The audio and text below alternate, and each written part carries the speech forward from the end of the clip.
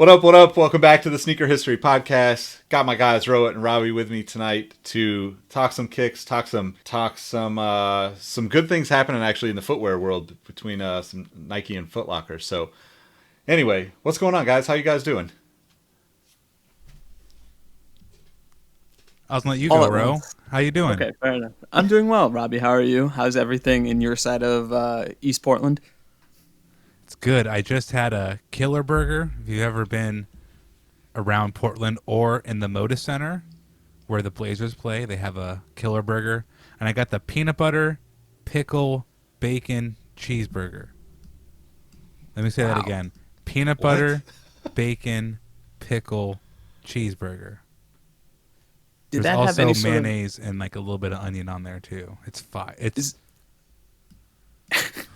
it's the best. I was gonna say the peanut butter always gives me Elvis vibes because the peanut butter banana combo has always been associated with Elvis. So It always is, but the pickle and the meat, like the patty is just, it's kind of like a smash style patty, so there's a little bit of crust around the end of it, and the bacon's nice and crispy.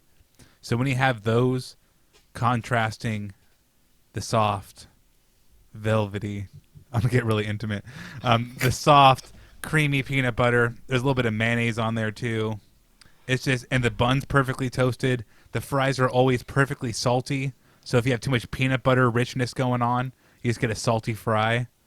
And basically, I'm fresh out that coma. We started recording at 6. I think I stopped eating at like 6:50, 5:54 or something. So like, it's fresh in me, but I'm feeling good.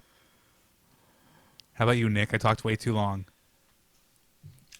Hey, I'm good, man. I'm definitely curious about the burger. I don't it sounds really weird, but I'm one of those people that as long as it's not still alive, I'm willing to try just about everything. So, I'd give that a shot. One day it's going to be safe to travel. I'm going to be back in Portland. We're all gonna get together, and we're not going to shout out the Indian pizza place until they pay up. But we're going to get Indian pizza. We're going to get burgers and that ramen spot. I've been thinking about it a lot lately because I hit the Asian market and got a bunch of like ramen, which is like one of my absolute favorite things to do. Like I weirdly enough, like I love just like the cheap 20-cent top ramen, but I also love like everything up and down. Essentially, if it's ramen, anywhere up and down the scale, I'm in. Like I have no. It's almost like pizza for me. Pizza in any form is always good. Burritos in any form is always good. Any of those three types of foods, I'm okay. So, I guess we should probably talk about sneakers though, since that's what this podcast is actually normally about. Although I was gonna say, if you're in the Discord, we might actually talk about food more in the Discord with the 80 to 100 people that are in there with us than we do sneakers. Although I have to say, this week, or let's say the last 2 weeks, there's been some seriously fire on foot pictures in the What Did You Wear True. Today channel. I'm gonna pull articles for the court because there's a couple. I was like, okay, damn, I see you. Like, it's always nice to see people with really rare shoes on foot that live really far away, and you would never see them in person. So it's like, okay, yeah. So Reggie, 666 sneaks have the blue lobsters on, just like casual blue lobsters. Gregatron with a really crazy pump fury. I thought I could bait people into leaving comments on Instagram about the pump fury because that's a polarizing shoe. So It I thought I'd is. put that out there. Some good 14s by USMC 2834. You got the Broncos by Matt.C. Pardon me. .mcd. I haven't seen Broncos in a very long time. Bronco Dunk, to be specific. We have undead stock them and the Reese Forbes High. I'm gonna stop there. That's too hot. Too much good stuff. Yep. now from Yeah, man. I was just gonna Go say ahead. Andrew's LeBron nines for the Miami colorway, Fuego, and then I would be remiss if not to mention our fourth compatriot who recently got a pair of Kobe sixes and just had a photo shoot in his palatial estate. So Mike, good on you. Hopefully the shoes are unwet, so to speak. and drag No, to the they're bone. dripping in the good way. Of course, of course. Apologies. Yeah, it's been really dope to like have that community, man. I'm just so stoked to have everybody in there and being able to talk to people. And I actually got into like some good conversation around fitteds and stuff like that too. So it's to me it's like you end up talking about it's the perfect analogy for sneakers in real life, right? Like Robbie and I would talk about sneakers on the internet, but like if we were to see each other, we'd almost not talk about sneakers at all. It'd just be like, all right, let's go eat. Yeah. Like we're gonna go to these places. We're gonna do all this stuff. We're gonna go grab food, and we would just like hang out, right? And like that's kind of how the Discord works, right? You come in for the sneakers, and next thing you know, you're like sharing recipes, buying people like random collectible toys, Nah. random hats. Full stop though, Nick. Turn around. Is it a fitted right now? Okay, Always, I had to make sure. I had to make always. sure. Yep. And that's so true. If you hang out with me in person, I hate talking about shoes, unless I'm excited and want to talk to them. Like, it's so funny. It's total bias. Like, if you would want to initiate a shoe conversation, I'm gonna be like, yeah, sure, those are cool. But like, if I want to talk about something I'm excited about, like, hey, sit down. I have a story for you. So I know I do that, and I'm sorry, putting that out there. It's all good. It's part of the joys of being your friend, Robbie. I mean, it's not just I shut you down, but just in general, I don't want to talk about shoes. Even my own shoes. Like, oh, let's go check out your collection. Go check out the collection. It's like, sure, man. I'm gonna sit down here. Like, you can go look through it. Just don't steal anything. I'm kidding.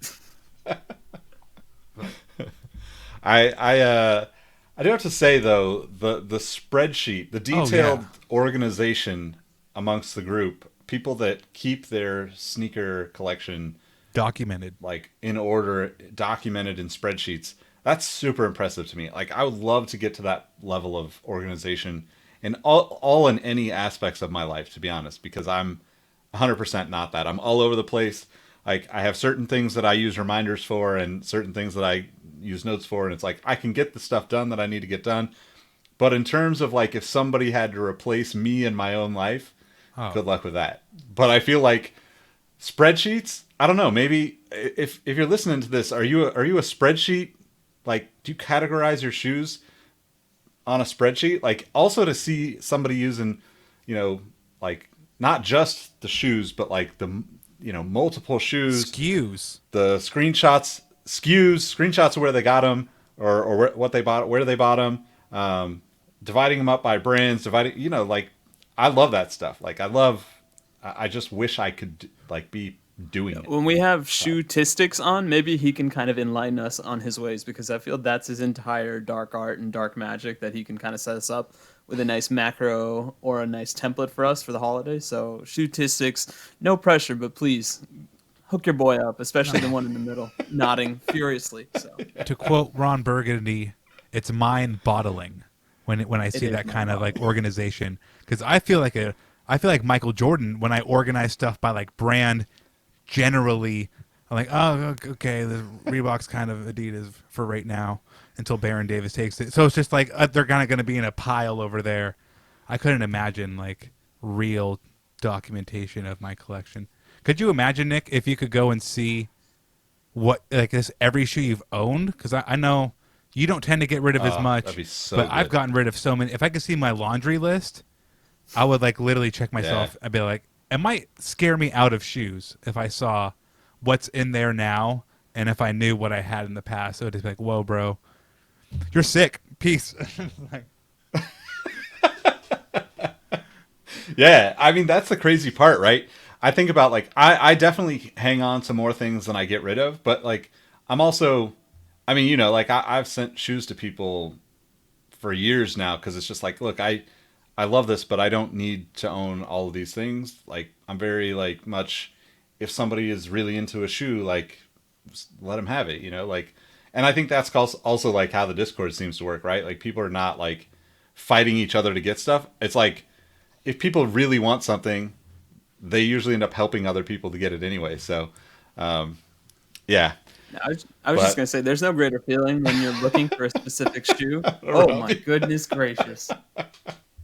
I didn't even see All those. It's right. just All funny right. because we're talking about like all these shoes we have, and I've literally been rocking these for like with Ah, Nike socks, my pale ass ankle with his real tree Crocs. Like no joke. I somehow put that swoosh on the Croc, and I was like, I didn't know Nike made Crocs. When was this collab announced?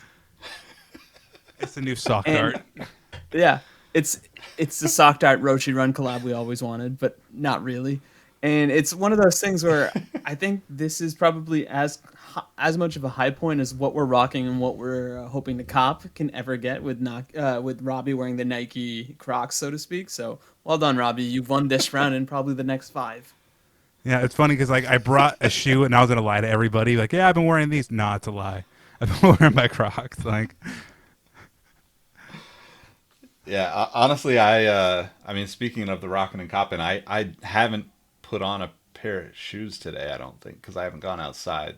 The girlfriend has been taking the dog out today because I've been working a lot. So I'm wearing some Saucony socks. I'm not flexible enough to throw them up on camera, but if I was, you could probably catch me on OnlyFans. So I was gonna say I'm cosplaying as Ashley Rowe because I also did not go the shoe route today. So, in the interest of not violating the YouTube's decency policy, I will keep my feet below ground just for that. But if any of the Discord ever act up, best believe we're gonna get a 15-minute video episode only of just my feet. So you've been warned. on a more serious note, I I do Peloton at a random time every day, and I do wear my on Cloud X shoes, the running shoes. They're so like they don't clip in obviously, but the grooves of the on fit in very nicely into my pedals, so to speak. So I really do wear a pair of shoes every day, but they're busted. I'm not gonna go like, hey, look at these busted ons. Like, this is cool. The Crocs are cooler. It's tough wearing shoes. it is tough wearing shoes. What? What? But what are you guys looking to cop? Anything interesting? I just got something. It's not a shoe, but and I shudder to do this because we've got a very dignified Laker fan. I just got the KG biography, and it's Ugh. really interesting Oh, because this what is it? Spine of the book is like this. So my bookcase is forever going to intimidate me now because I'll have KG's piercing gaze look at me whenever I'm just slacking on the couch. Could you imagine trying to get intimate that's pretty and you just dope look though. over? You're like, ah. Now, here's what's going to happen. If that happens, I just know that KG yelling anything as possible actually is true because I'm there with my lady. So there you go. Anything is. I mean, that's the one, and this is a total bull-faced lie. That's the one good thing Kevin Garnett's ever done. I prefaced it by saying I'm lying, so that's that. I'm on detention with buying shoes. So, Sweet Souls 303 on the Discord hit me with the alley oop on the UNLV dunks for retail, and I was like, thank you, kind Nice. sir. And then Gregatron hit me with the Cool Gray 3 for retail because I also took a L on that. It's like 2 for 2 for retail, and then shout out to Centre Dallas because I got my freshwater Griffies from them. So it's like, I actually got all three. Like I wanted all three of those shoes really So, bad, and I didn't buy anything else. Like I would say unnecessary. Maybe buying 3 pairs of shoes in like 8 days is unnecessary to some people. Maybe it's not, but I pushed away all the like the on sale stuff I see. You know, you're scrolling through Instagram, you see something on sale, it's like no, no, no, no, and I got the 3 shoes I've been talking about for forever. So that's dope, man. Shout out to the Discord, man. I feel like we've just gassed up the Discord the entire episode, but that's how good it's it been lately has. too. Like, where else are you gonna get people buying you shoes for retail or buying you shoes on their sneakers account and giving them to Hey, you for retail? I'm on. Come I on, mean, like, it helps them out because it shows they're hitting on sneakers, and sneakers will then give them more hits later. And I return the favor. Every Saturday I typically enter for other people too. Just whatever goes yep, around comes around. But I'm in detention. Like no more copping until those Kobe sixes Mike bought early come out to the masses. yeah, those are dope. I haven't picked anything up, but I really like the I mean the SB Dunk. I think it's like Club 58 or something, but it's basically like the golf like paint scheme from the Porsche world. Just like a light blue with orange, and tying cars and sneakers together. I feel like that's basically just has my name on it. Like Nick should own this kind of thing. So that's the one that I'm kind of looking at. Hopefully, I think it drops in March. So keep an eye at the local skate shops to see if I can enter into the raffles there. What about Yeah, you, I just Rohit? looked that up, Nick. That is a beautiful shoe. Goodness gracious. And yeah, Right? It's a great colorway. yeah. And yeah, to your point, it just says it's going to release this March via the Nike web store. So, hey, as long as the dreaded S word is not All involved, right. we may have a shot at it. Yeah, maybe so. Yep. All right. Well, let's see. What do we got next? We got some news. I guess before we get into news, let's get into what was happening in sneaker history this week previously. So you're going to listen to this probably on March 1st or later.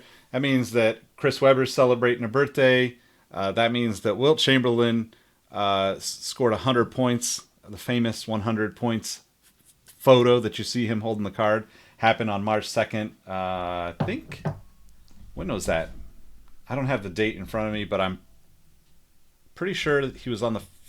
Was it that was back when the Philadelphia was the I Warriors, believe right? so, but I'll check.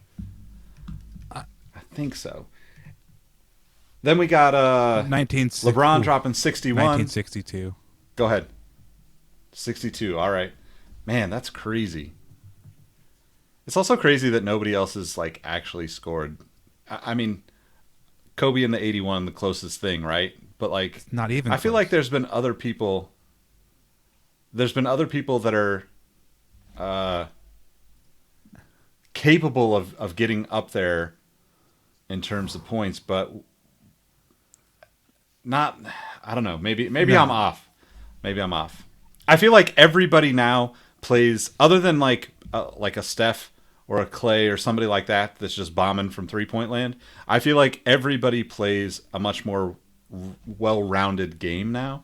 Even Kobe, right? Like, I'm sure, I don't know what the stats are, but I'm sure even when Kobe scored 81, he probably dished out 6 assists and grabbed like 5 or 6 boards and had a few steals. I doubt that Wilt, I'm not looking at the stat line, but I doubt that Wilt had too many nice stats to go along with 100. It's wild because I realize how long I've been in quarantine. When I had a Wilt argument with myself on the couch a couple days ago, I kid you not, because I was thinking about that. It's like 81 is close, but in like grand scheme of basketball, that's 19 points. That is not close. Like, it's close when Wilt, Kobe, Wilt, like stuff like that's happening. Yeah, you're close, but like Wilt is so mind-boggling, and nobody ever brings him up because you bring up the era and so many deteriorating factors from his greatness people try to put on. But Wilt is a freak of nature athletically, like LeBron is, like others will be in the future. Like, Wilt is just a one-of-one specimen of man. So, yeah, he's playing against smaller, inferior players who could actually hit you because the game was different. Like, sure, there wasn't a three-point line. Maybe it was a little more barbaric looking, but it was played more barbarically, too. Like, free elbows, like, checking, like, and when Wilt, in any era, when somebody's hot, you're going to try to stop him by any hard fouls. So, like, imagine Wilt not getting Yep. the easiest of buckets. And when you look at his almost any NBA record, it's like Wilt, somebody. Wilt, somebody. Wilt. It's Yep. just, it's insane. He makes no sense. And in Chucks. Like, what the hell? Like, Yeah. Well, and even further down the craziness of Wilt is that he played most of his career against Bill Russell and lost Yeah. most of like Bill Russell has what 11 rings or something. Not to bring up anything bad about the Lakers, but what 11? I think it's 11 rings now. no, Or Bill 12 had rings? 11 on his own, and he sunned. Well, Bill sunned everybody. The Yeah. Celtics sunned everybody. I don't care if you're, Bob Pettit. I don't care who you are. You got sunned. Like, it's crazy. 11 rings. That's But they're the bananas. first team to And- figure and- out you got to have a yeah. squad instead of just like, oh, we have Wilt. We're going to put like this meat butcher who works on the side and plays basketball on Tuesdays and Fridays. Like it's Shout out to the meat butchers hooping on Tuesdays and Fridays, though. Those are my guys. right. Listen, man, these cuts aren't going to sell themselves. So if you can drop a cool 15 and then move some spumoni on the side, why Oh, not? and Chucks, man. So the All Star came out in 1917. Let's bring it back to shoes before I hand it back to Nick really quick. 1917. Wilt does this in 1962. Can you think about trying to play in basketball tech like that far away, especially an NBA level athlete who's going to expect and be like, this Yeah. shoe doesn't hit my arch right. I can't wear it. I'm going to pull a hamstring. No, Wilt was dunking on people in Chucks. 50-year-old tech. Yeah.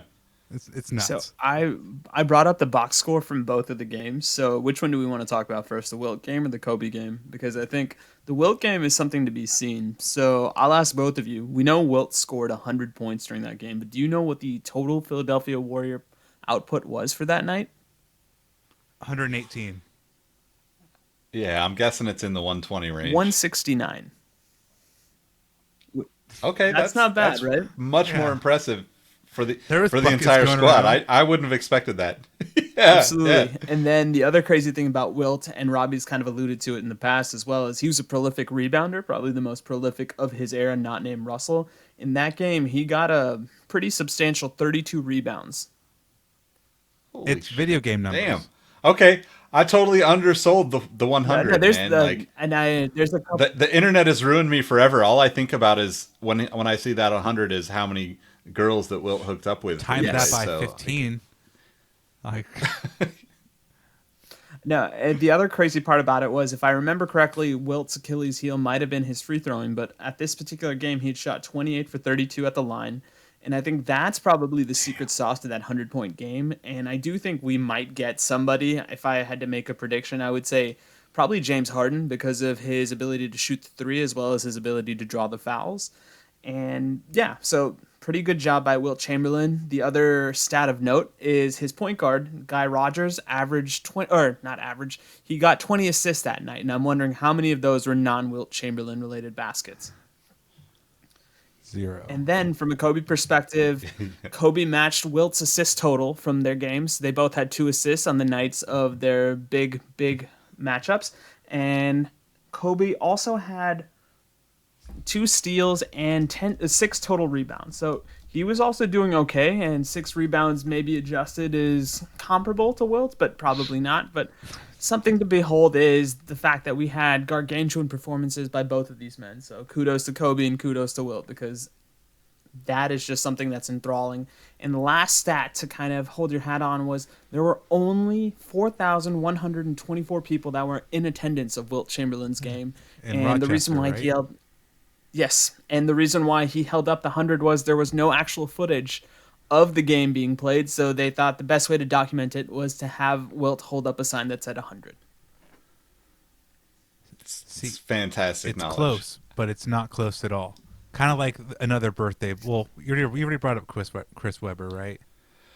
Well, yeah, but hold on. I want to throw out one thing about Kobe's 81-point game because I discovered this last year doing some research.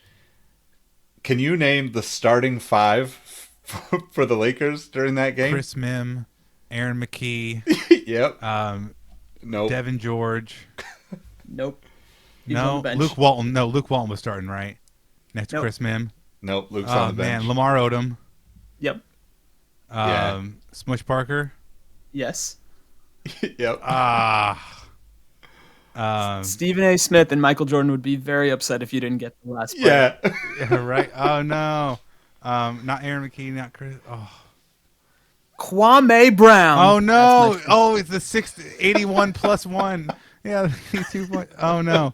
See, Kwame's so forgettable.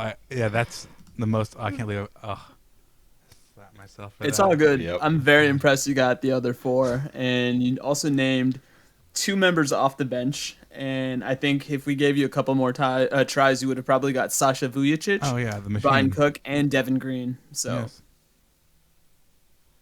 kudos, Yeah. Robbie. I mean, so it's no wonder that Kobe only had 2 assists. Like, I would have shot 46 times playing with those guys, and I'm not even good at basketball. Yeah. So Chris Webber, Speaking of not being good at basketball,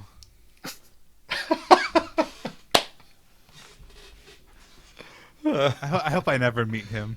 I'm just like, If you or do, just call timeout and run away. or I meet him. I hope I meet him sober. 'Cause I met Dick Vitale is hammered drunk, and my photo with Dick Vitale is me. It's all blurry, and it's Dick Vitale. You can tell it's me still. But I was just way too drunk to meet Dick. He was nice, but anywho, I'm cut off for the night. Go ahead. Oh man. Okay, last couple of things on this week in sneaker history. You got LeBron dropping 61 back in 2014. That's probably LeBron's highest Against the scoring Bobcats. game. Huh?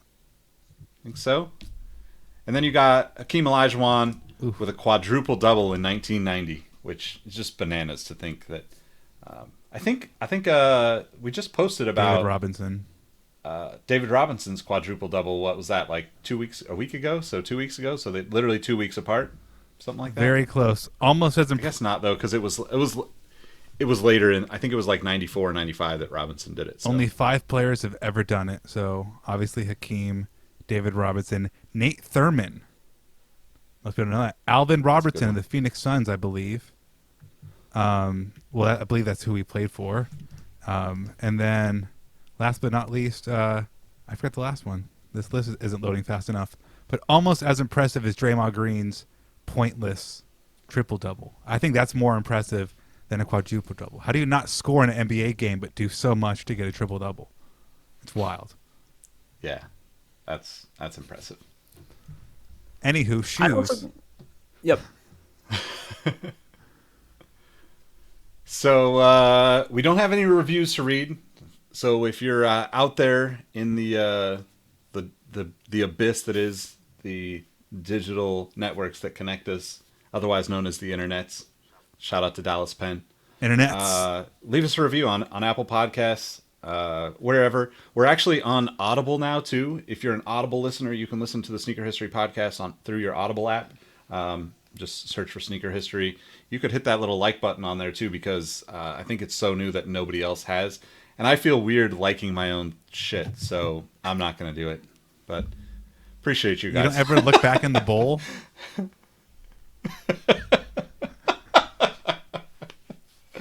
Oh, man. All right, so I'm going to slide right past that one. But so we actually got some pretty good topics, but I think Robbie had a couple of good releases to talk about before we get into the more the other topics that we were going to discuss. There's some news to be I'm had. going to toss it to you. I know Rohit was feeling Yeah. the shoe, but the Cosmic Unity just released, and the first Oh, no colorway way. that dropped a couple weeks ago, not a couple weeks ago, but on February 26th, is like that black kind of cosmic moon green. Do you think this design's going to stay around? Is this a sustainable design from Nike, or is it a one-time cool it released? What do you think? I think it will, because I think sustainability matters. I know it's kind of become a punchline for some of us that are more smart ass inclined, but it's shown us in all these different industries that people care about how you get the product that you're wearing or using, and if it can be made responsibly, then it holds up, and it almost adds a layer of authenticity and a layer of trust between consumer and the provider. So I think it will. But that being said, like, what were the Space Hippie colorways? Like, I remember seeing that the Space Hippies had colorways kind of dropping almost monthly. Is that accurate? And how's that shoe kind of doing? Because I think that'll be the comparison point to use to determine if the Cosmic Unity is here to stay. What about you, Nick? I have mixed feelings on it because I feel like this is like a typical brand approach, right? Where like it's pitched as this like sustainable, design and recycled materials, but it's a really small percentage of what they're actually using that's recycled materials.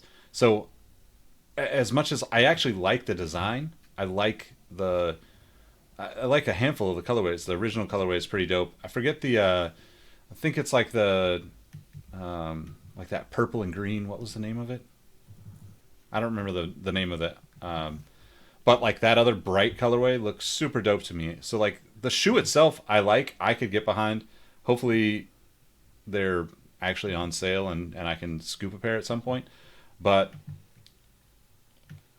I don't know if it's one of those shoes that the design is almost too it's almost too bold to be a long term thing, right? Like the quote creators that they're referring to, like on the that like basically they've just taken like chunks out of the midsole. I think it looks super dope, but I don't think that like the average consumer is ready for that much drama in their sneakers. I agree. I think it's too out there. It's not out there in a way that like a Hyperflight is. It's like I think 10 years down the road we'll look at that 2021 shoe. It's so 2021. This shoes look futuristic at the time and then 10 years later they're dated, So I think it's a great idea. Like Rohit said, sustainability is a fantastic thing. Every brand is trying to get more into that. So all of those factors are fantastic. But as from a look standpoint, I definitely agree with what Nick is saying. Here's another one that's kind of like a mix of new and old. It's the Reebok Monster Trez. So it's like a pump Montrezl Harrell Laker basketball shoe. I can't think of the last time Reebok released like a performance, not Reebok Classics, but a performance basketball shoe that's not a retro, something new. And I'm pretty excited about these because Montrez is my guy now, officially. Once you're a Laker, you're my guy. So I'm feeling the shoe. It's a design where it might be too crazy for people, but it's also in the same vein as like an Instant Pump Fury. So a lot of people are going to like it too. Have you two seen that shoe? Have any vibe for it yet? I haven't seen the shoe, but I'm all about the out there shoe because I think that was kind of what brought me into the sneaker community because growing up in rural Missouri, you just saw a lot of Chucks, you saw a lot of Team Bank shoes, and I would kind of go out of my way to find the most outlandish shoes possible to wear. And that's what being a part of the sneaker community is to me. So if you're describing it and the fact that Montrezl Harrell has one thing always characterized about his plays, it's energy, I'm just assuming this is the most vibrant and out there shoe that there is. And on principle alone, I think it's at least worth a cop on terms of the potential. I don't know that I don't know if I like it or not. I still am kind of on the fence. Like the color that he wore, the Lakers colorway that he wore, is definitely not the one for me. But I love weird shoes like that. Like the Instant Pump Fury is one of my favorite shoes ever. Like I've got more of those shoes than most people have shoes. Like I have like a crazy obsession with it. But I think like as more colorways pop up and he starts wearing different stuff, like I'll probably find one that I like because I actually really like the like just the brash bold colorways that they're throwing on shoes for him, especially the Question PE that he got last year. Shout out to Xavier if you're listening.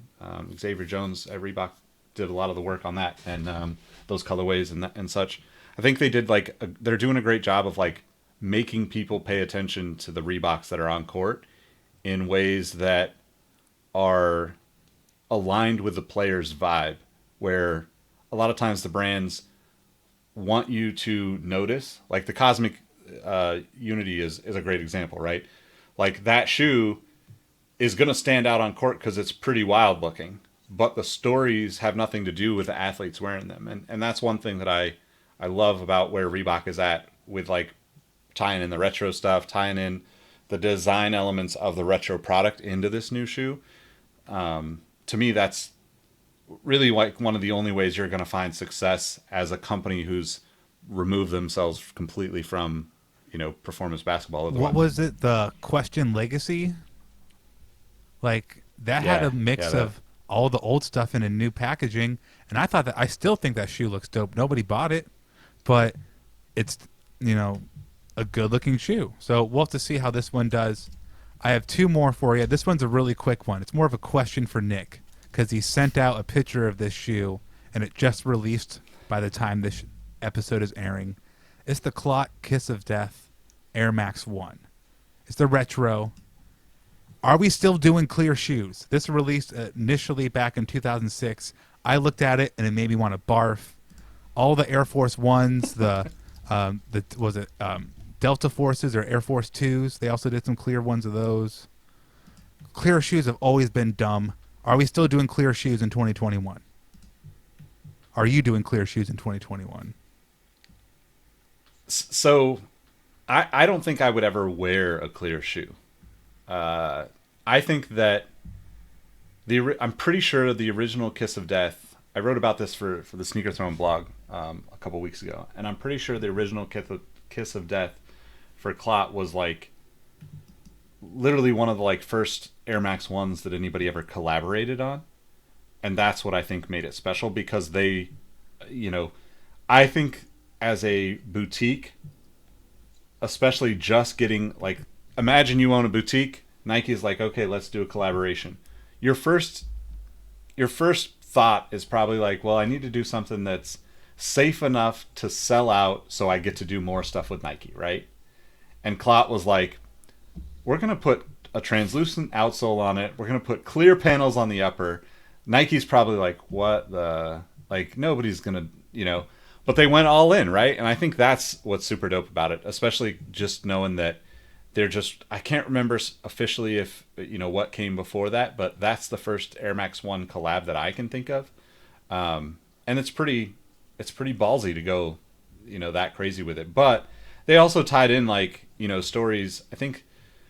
So their store at that time, the only store they had was probably Hong Kong, and the tying in like the like more traditional Chinese medicine and all those like details probably made it to where like no matter how crazy it was, even if you didn't want clear shoes, there was going to be enough people interested in the shoe and the story behind it to sell out whatever they did. So to me, like, it's dope in that way. I definitely am not somebody that's going to wear any kind of transparent shoes. Rohit, you wearing them? I completely being transparent here, but nah, not for me. But they are very exciting to look at, and if somebody in my crew would wear them, I'd definitely hype them up and be like, "Hey, man, that shoe goes hard in the paint."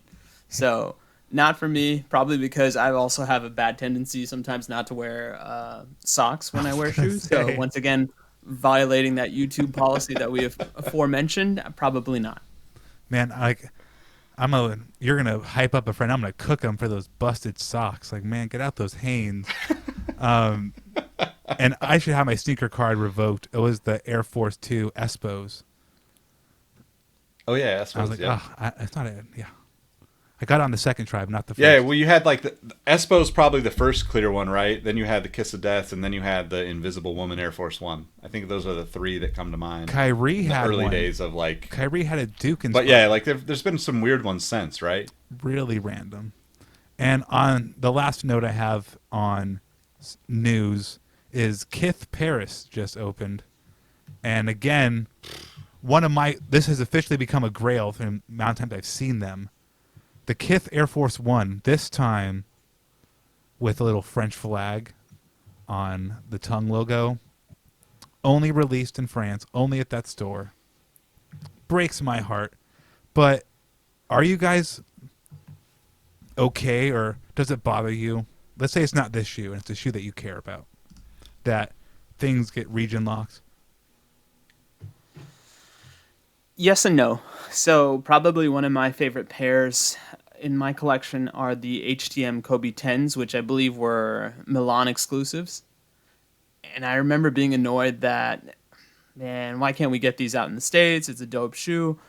At the time, I was living that baller bachelor life, so I went ahead and paid a pretty penny to get a pair. But now, as I'm becoming older and more mature and the purse strings are getting tightened, yeah, I think it's unfair because why do I also need to buy a plane ticket on top of buying the shoe itself? So I'm going to be kind of xenophobic and say the Simpsons put it best when they said the French are a bunch of cheese-eating surrender monkeys because they get this awesome shoe and we don't. So. Well played. Oh man. Yeah, well played. I honestly think it's cool that stuff gets released all over the place. I think that if I had a store in whatever city and I wanted to release something specifically for my city, neighborhood, town, whatever, I think it'd be super dope. But I also totally understand the frustration in the way that it's done, right? Like, because the collector in me, aka the hoarder in me, also looks at it as like, oh, there's a Paris version of this now. I need the New York version. I need the LA version. I need the Paris version. I need the Tokyo version. Like, just keep doing it and like pissing me off, but also like I'm gonna probably try to acquire the entire set because that's just like for some reason wired into my brain. But I'm also trying to grow out of that. So, maybe making completely unattainable sneaker releases in Paris and building like what I would say is probably one of the most beautiful freaking sneaker stores I've ever seen.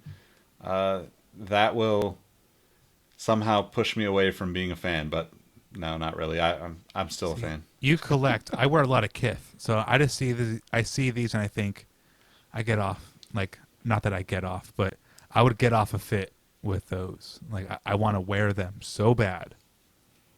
But anywho, we have more important news like bettering communities to talk about than whether or not I can get an outfit off with some pair of shoes. So Yeah, but what better way to serve your community, Robbie, than serving as a mentor in a fit sense? So I'm here for you getting those French kits and showing the next generation that France isn't just a derogatory term like I was jokingly referring to. They are very nice. They invented cool things like the crepe and freedom and democracy. So I think you are well within your right to aspire that next generation. But I will use this opportunity to segue into a couple of the stories that we had alluded to earlier this show. One is around the fact that Foot Locker is currently joining in on the fight against racial inequality and injustice by announcing a $200 million pledge in support of black communities in America. And now what has happened is they've actually told us where that money is going to. So the retail giant has invested $5 million in a black-led MAC venture capital fund that provided an additional 50 Foot Locker Associate scholarships to black team members over the next 5 years, as well as doubled the number of scholarships for the 2020 and 2021 academic year to the UNCF. In addition, Foot Locker has also created 30 new internships through its Bridge internship program, partnered with 34 new black brands and creators for future collaborations. And lastly, and probably one that hits close to home for Robbie and I because this is based out of Portland, announced a $750,000 commitment to Pencil, building the next generation of black designers. I know Robbie has interviewed Chris Dixon, and we've also talked about Edmund Holmes as leaders from that Pencil generation. So I think this can only go a long way to further establish that pipeline, so to speak, of getting black creatives in the roles that is so heavily influenced by that culture and that community. So what do you guys think of that? the Pencil is awesome because I was just talking to a friend close to Pencil, and he was saying, man, they're close to locking down something, and boom, it's been locked. So that's great news. I'll let Nick go ahead, but that anecdote was just really timely when I heard it. And then we see good news, and I love good news. So knock on wood. Yeah, I'm super stoked for it. I think that the beauty in it is also that it's like a crazy diverse investment, right? It's not just like one pile of money to this one group, which oftentimes happens when corporations are trying to kind of keep up on their commitments like this. And I think that, yeah, like Pencil is obviously, if you're in the sneaker world for any amount of time, it's, Dwayne Edwards and the team there are just like changing the way this entire industry works, starting at like a very like basic entry level or basic entry point for designers to kind of let them understand the nuances of the business. And, like if you are listening to this and you haven't listened to like the Outside the Box episode with Megan and Wilson, she talks about, going to Pencil. And do you guys remember she brought up they did a reality show for YouTube Red or whatever it was called back in the day that was at Pencil. It was kind of interesting because I totally forgot that they did that. But like 4 or 5 years ago, they did a like almost like a live, not a live, but a reality show based on the students at Pencil, which, completely irrelevant to this topic, but I thought it was just really interesting to hear about it from somebody who was there and a part of it. And I think that, nothing bad will come from, giving more access to the people that, are otherwise kind of left behind in that world, right? So I think the internship thing is really fascinating too, because it seems to be that it's done in a very partnership driven way where I could see, a lot of these businesses look to, they're obviously trying to do good, but they're trying to find ways to benefit from what they're doing as well. And I don't fault them for that. But I think that's kind of interesting to potentially, let's say they, you know, fund, X amount of interns working with X amount of brands. Now you have all these brands that normally might be really challenged to get their products into Foot Locker or Foot Locker owned companies, having an actual conduit for that, kind of creativity to flow and actually potentially build a brand much bigger than like, the individuals just trying to hustle on their own Instagram or their own Shopify accounts. So to me, this is like a huge, huge win. And I'm glad that also like props to Foot Locker for coming out and breaking down how they're giving the money away, how they're funding these things, and really like kind of keeping to their word and like being transparent about it, because I think that's another challenge for this like follow through that we're kind of coming to around to with the Black Lives Matter stuff that happened, last spring, summer, whenever it was, and where all these people raise up and say, we're going to do this, we're going to do this, we're going to do this. But like a lot of times people forget, the brands don't talk about it anymore. People move around, things change, nothing happens, and you're like, what happened to that? And you never find out. So I think that's the best part about this, is they're like really being super transparent about it, saying where it's all going and what they're doing, and you can kind of see that it's a really diverse approach. Well, there's Greenhouse, which is like a little baby of Foot Locker, right? And they do Yep.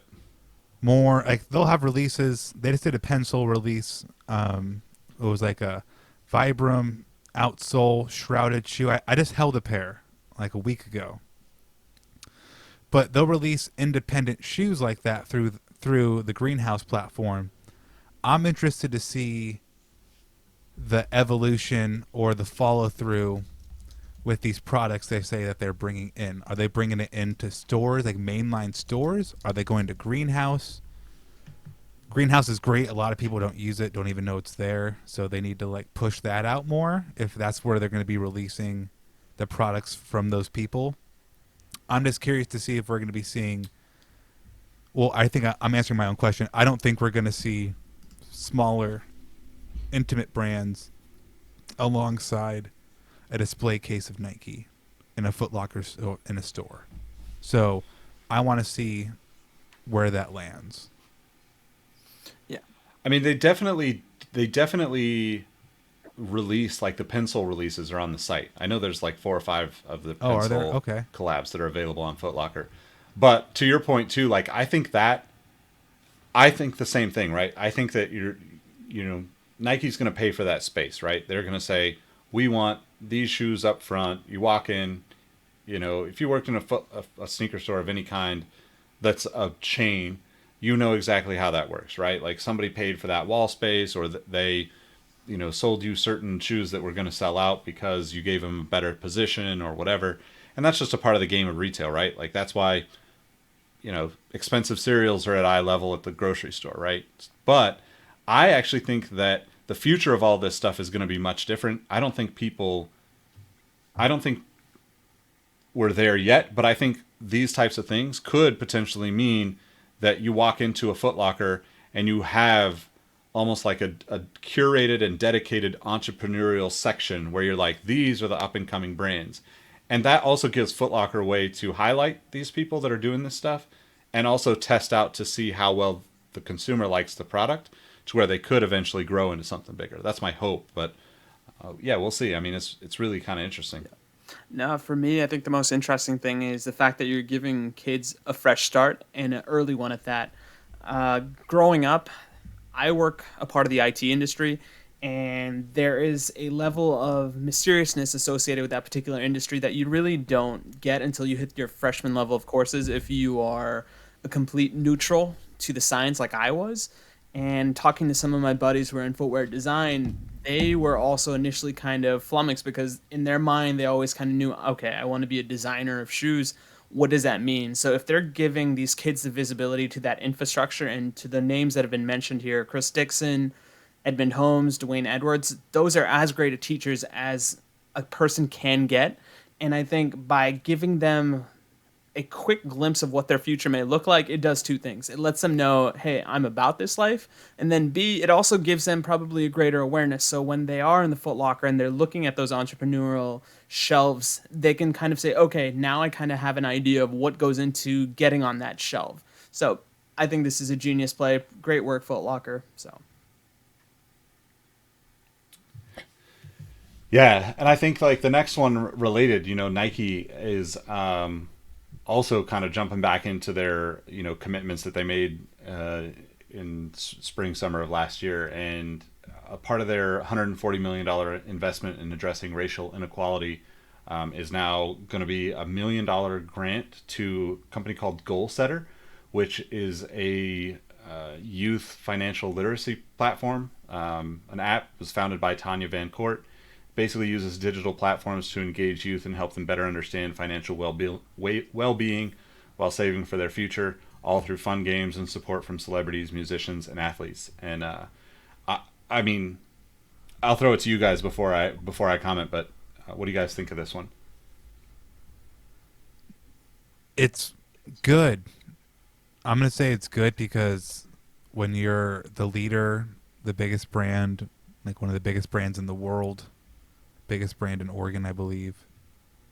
Like you can always, I mean, who am I to say you could do more? But it's just why can't it be two different funds or two different initiatives? I know they're donating a ton, but it's like I don't know. Like it's not Nike specifically at all.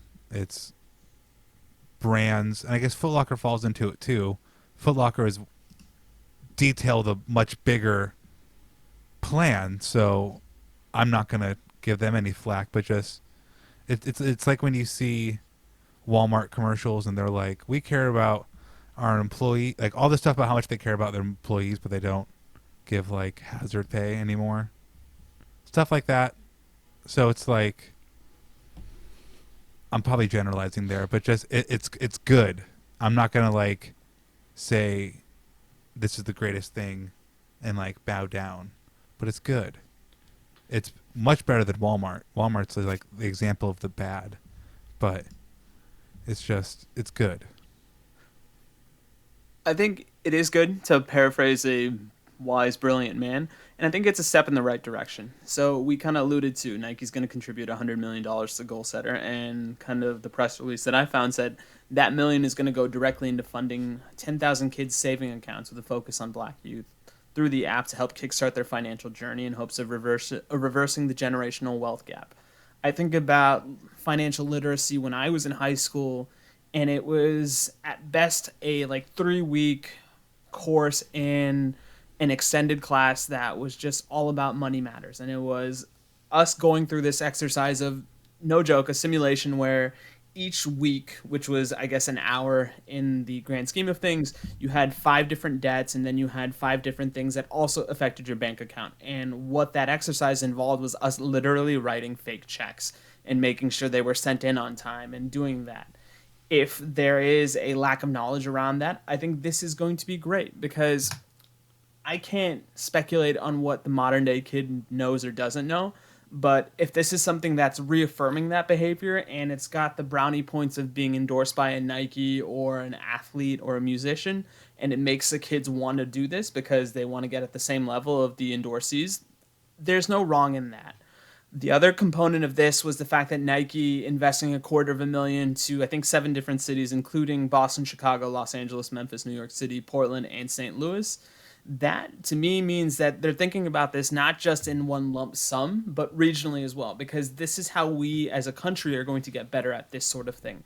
If we tend to focus on our bigger markets like a New York or an LA, that's great. But then I think what happens to the middle 48 states? And this is a step in the right direction. And Portland, I guess, is also getting an additional $1 million to local organizations tackling racial inequality. Obviously, I don't know if we're going to get the same level of detail as what we saw in the Foot Locker article, but it's a step in the right direction, and I am cautiously holding my breath that, hey, this is the start of something bigger. But if it's not, or if that sort of next step is delayed, I can at least kind of come back with the fact that, okay, Nike is approaching this in a modern way, and it's not something that feels disingenuous. So, Yeah, I think, yeah, it's really hard to say with, knowing everything that goes on, because like, or without knowing everything that goes on, because obviously they're doing a ton of different things that don't necessarily make it to press release level. But I think that the most, I'm excited about this one because I think that in general, financial literacy is just something that most people don't get taught in America, right? Like part of why we have such a crazy, difference between the wealthy and the not wealthy in the country is because there is no way to teach it, right? Like we don't, or there's people aren't actively teaching it in a way that like it should be an entire course or it should be multiple years of courses, right? Like you can actually find that stuff on the internet and you can become better financially now than you ever could before, but it's still not a part of the education system. And I think that's problematic in itself. But one thing that I really thought was interesting in reading a little bit more in this earlier today, the idea that goal setters goal is to create savings account for every child in America and to basically give them sound financial habits. And I think that to me is like something to get behind. So if they are moving in the right direction, and if the $1 million that they're getting from Nike as an investment is obviously not obviously, but like it's the biggest donation that they've had so far. So hopefully this empowers them to do more and to grow more. And I think I like the idea of companies finding people that are already doing what should be done and like empowering them financially, right? Because let's face it, these companies make billions and billions of dollars. $1 million for Nike is a $20 bill for us, if even that, right? It might be a $5 bill for us. That's how much money they make, right? So it's really nothing, but to goal setter, I'm sure it's a huge exciting empowering feeling to have somebody give you that type of money to move forward with your goals. So I'm really excited to see where it goes. So props to Nike for doing it. I hope that we continue to get more transparency on all this stuff and we kind of get follow-ups and things. I think that's something that is kind of missing in the sneaker world right now, where we just don't even have news like like a sneaker news, a Soul Collector, a whatnot. They don't necessarily cover these types of things beyond whatever press release is sent out by Nike. And I think there's a lot of conversation that could be had and should be had publicly, where people should be elevating these types of things and saying, hey, this is what happened from this. Like, this is one of the 100 interns or 50 interns from the Foot Locker program, and this is the success that came from it. Or, Goal Setter took that $1 million and, did this, and that. And now we can be excited about where it's going, because ultimately there's a lot more that happens that we're not getting insight into because there's just nobody writing a press release at the brands, in my opinion. So, but all right. Well, we were going to talk about some other stuff, but I think we should probably wrap there because we're at an hour right now. So we will save the next topics for the next episode. Can I have one little ending, guy? Yep. So it's all yours. I didn't mean to sound like such a downer. So might be. No, it's all good. But I don't think you were a downer at all. Thank you. But I was like, it sounds kind of downerish. When we were looking through the Foot Locker article, a StockX ad popped up on the side. Guess how much money they want somebody, and this is multiple sizes. Guess how much on average somebody wants for a pair of Travis Scott PlayStation Dunks? Take a guess. I don't even know. Maybe 10. Give me the most stupid number you could think of. 75K. You guys aren't even close. 25 million $25.5 million, 23 million, 35 million. Those are real, like, they're all in like the tens of millions. Every single size. There aren't many sizes, but like I thought I read a typo. I was reading the Foot Locker stuff, and I was like, "Wait, what? That's literally That's Russ." insane. I mean, The most stupid price. so it is dumb, but at the same time, you know, Kim Kardashian is single. Shoot your shot. Like sometimes you just got to take the chance and put it out there. And if somebody says, "Yeah, I'll give you 25 million," Who's the you idiot know, now? then you pay then you pay $5 million in fees to StockX or something, right? Like, no, that's absolutely insane. If you have that kind of money, buy something besides a pair of shoes. I hope the goal setter financial literacy has a scenario like this that we can talk through with the youths of America, just so we can say, hey, let's look at this from all angles, because to the point that Nick is saying, we don't want to poo-poo this as something that's dumb, because on the surface it looks incredibly stupid, but let's approach this from all angles. Let's all determine whether this is a good deal for us to make as potential buyers, and then conversely, even if we're the ones that are flipping this. But yeah, that's a bit much. And the one topic we didn't get to today that we'll probably get to in the future, Top Shot, I feel like this is all a culmination of this cryptocurrency hullabaloo. So there you go. Yep. It's that Shoot damn your shot, game $25 million dollar lister. It's those game stoppers. Next time on Sneaker History. Well, we appreciate you guys rocking with us. Let us know what you think. If you have the $25 million for those Travis Scott dunks, make sure you join the Patreon. We don't need $25 million from you, just $12 a month, and you get entered into the giveaways. You get into trivia night. You get into just a great community of people. Otherwise, you can follow us at Sneaker History on all the platforms, and you can follow Robbie and Rohit. Where are you guys at? You can follow me on your own damn time. Where can they find you? You can follow me at RohitM13 on Instagram and Roheezy on Twitter. Nice. Right on. And you can follow myself at Nick Ingval on all platforms, but more importantly, just follow Sneaker History, and we will catch you on the next episode. Peace. Ichiban. Number one.